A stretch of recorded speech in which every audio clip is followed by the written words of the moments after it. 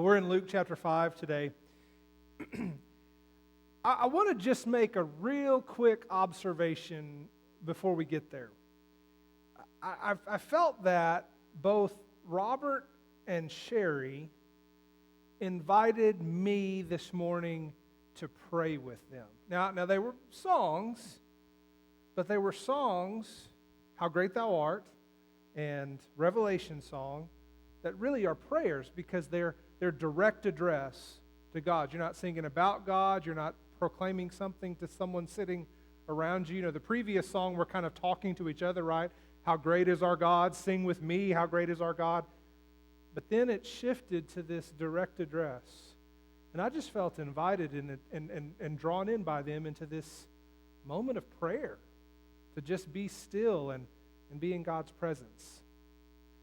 And I wonder if that is not maybe a part of what was so attractive about Jesus.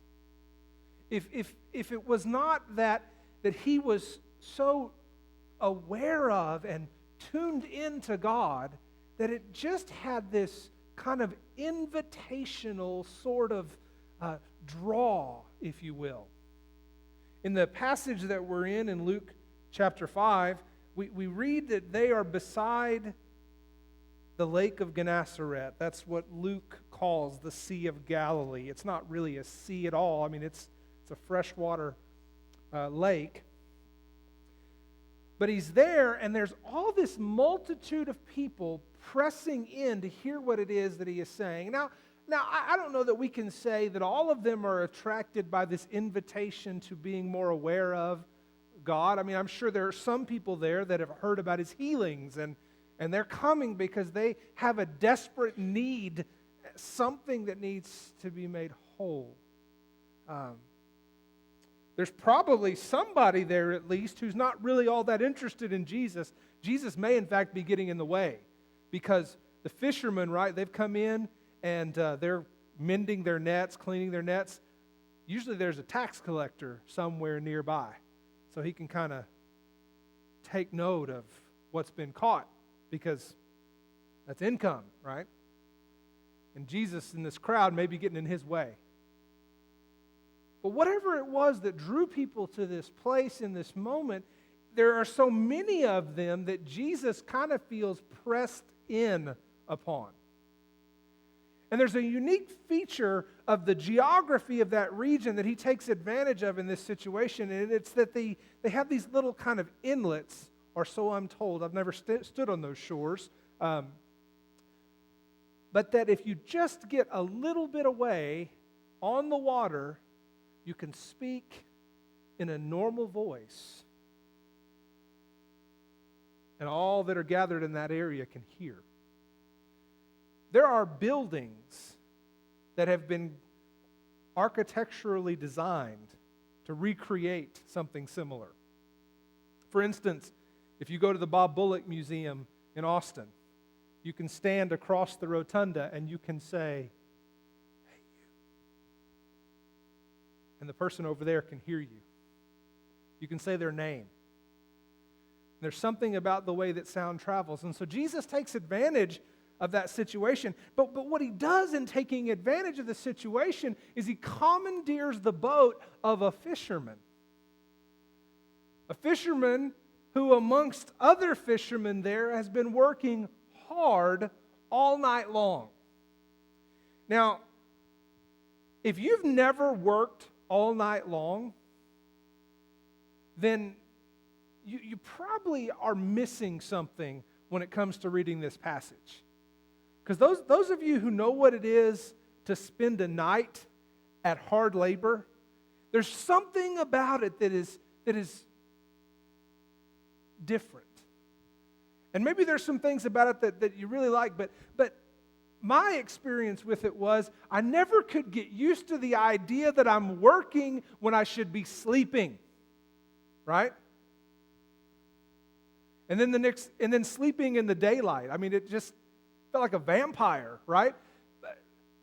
But these guys are tired because fishing is hard work. The way I understand it is they would have these nets that might be 300, even 500 feet long. And so can you imagine pulling that up from the depths. What an incredible work of labor and strain on your body that this would be. And so to have that interrupted, especially to have it interrupted when you've caught nothing and you probably want nothing more than to just find your bed, kind of gives you an idea of what's happening with a few of those people. But he gets in that boat and he sits down and he starts to teach. And as he teaches, we're not told what he said, but he comes to a conclusion. And it's at that point that he asks Simon to go fishing. And we know the story. Linda retold it for us. We heard it read earlier in our service. But Simon is reluctant to do so because he knows that it makes no sense to go fishing right now. Yeah, Jesus, I'm okay with helping you out with what you were doing with the teaching thing. That's your thing, and hey, I'm glad to have been a part. But fishing's my thing. And I'm telling you that this is not a good idea. This isn't going to work out too well, right? It's kind of like when you're a parent and someone who doesn't have children tells you how to parent your children, right? What do you say? Okay. Some of us make mental notes to remember when that person has children so that we can then repeat their advice to them. Do you remember when you told me? But Simon says, because you said so, we will do it.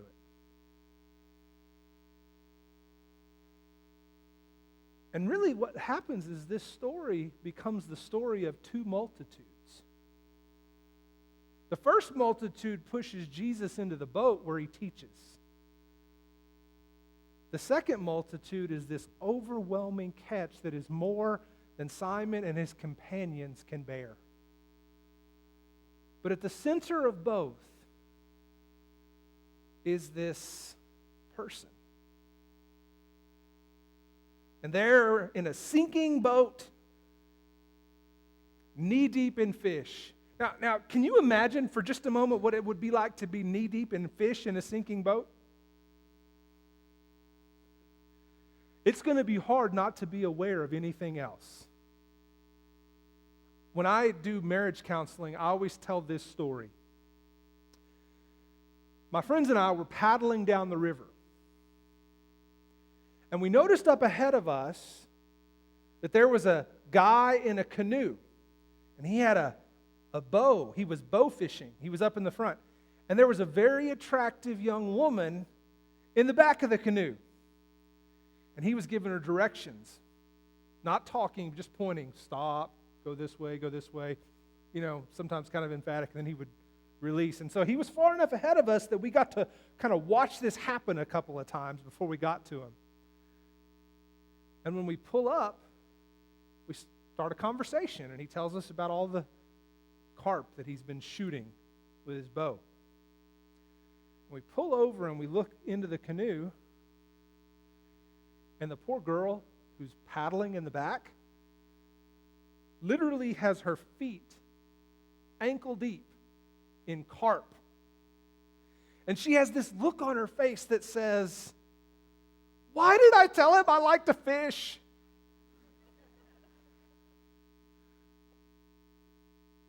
That's why I always tell people, if your wife tells you she likes to fish, or whatever your passion is, don't put carp on her feet, okay? Realize that there's a small thing there. And so in this moment, when the boat is sinking and they have fish piling up around them, the significance is not lost on Peter. And he falls at Jesus' knees. He's probably aiming for his feet, but he can't get there because there's too many fish in the way.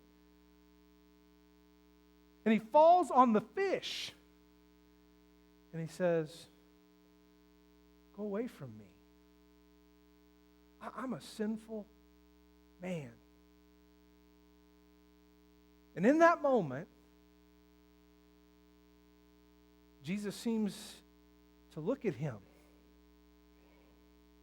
And I don't know what was in that gaze, but my assumption is that it's loving acceptance. That he recognizes that this is what he's come for. Not the fish, but the person who is undone in front of him. And he says, you haven't seen anything yet. We're going to catch people from now on. Well, I said this was a story about two multitudes, right? I kind of wonder what Jesus looked at next. I wonder if his gaze didn't shift. You know, sometimes you don't have to say something for someone to get what you're talking about, right? You can just body language that thing, right? Husbands that are successful have learned to read the body language, not just the words, right? Because it doesn't always mean what we would like for it to mean, right? We read there's something more there. Yeah, that's fine. That means no, okay? It means no. But in this moment, I wonder if Jesus' gaze doesn't shift from Simon to the shore. If he doesn't look up and see the multitude or what's left of the multitude of people and say, you're going to go for that from now on. Because when they get on the shore, they leave the boats behind. One of my sarcastic friends said, well, it's because they caught all the fish. There was no fishing left to be done. But that was a joke. Never mind, y'all didn't get it. But I wonder in that moment if Simon caught that cue.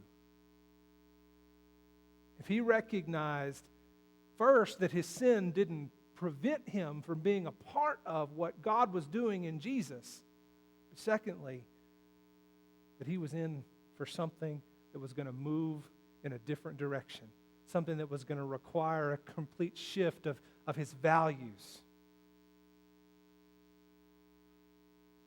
But I wonder about those people on the shore. I wonder if that effect of being able to hear so clearly, if they were close enough to overhear what was going on. I don't know. But if they could hear the conversation and the commotion in the boat, did they feel like they were kind of looking in on an experience that they wish they could have? Do you ever feel like that? You ever feel like that in church? That people sing about, talk about their experience with God, their faith, their time in the Scriptures, and feel like you're kind of on the shore, and you recognize that something's happening, and it seems wonderful, but you feel like you're just kind of observing? Well, in this story, we see someone get caught by Jesus, Peter. Unbeknownst to him, he thought he was just doing something that would amount to not much. And in that simple act, Jesus caught him.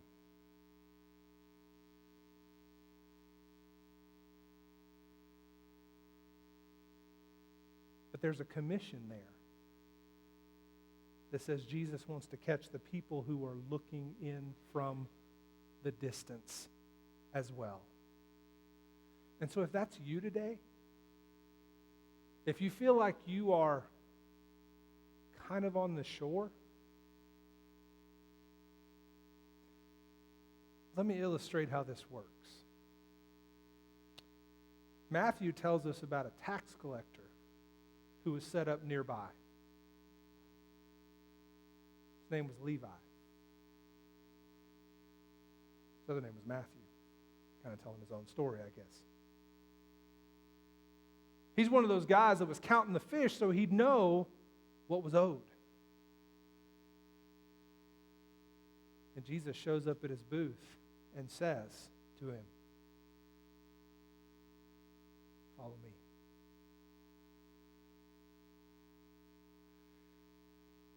If you feel like you're on the outside, on the shore, watching something happen,